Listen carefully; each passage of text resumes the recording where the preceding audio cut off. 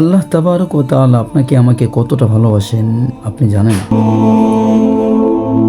আল্লাহ আমাদের কতটা ভালোবাসে এটার আমরা যদি এটার ব্যাখ্যা করতে যাই, এটা যদি আমরা একটু চিন্তা করি, তাহলে আমরা সকলে বুঝতে পারবো যে আল্লাহ রাব্বুল আলামিন আপনাকে আমাকে কত ভালোবাসেন।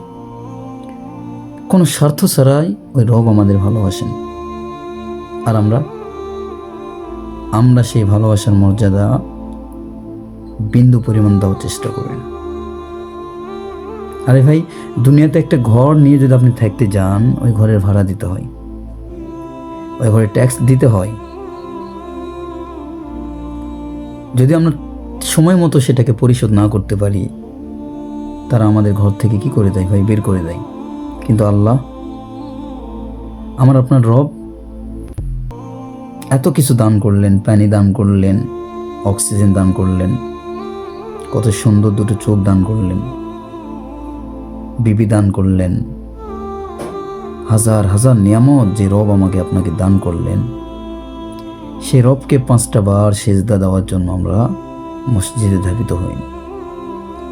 আমরা তার আজান শুনে মসজিদে যাই না। এই ঈমান নিয়ে, এই বিশ্বাস, এই তাকওয়া নিয়ে যদি আমরা কবরে যাই,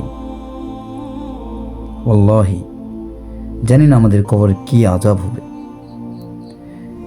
আল্লাহ রাব্বুল আলামিন আপনাকে আমাকে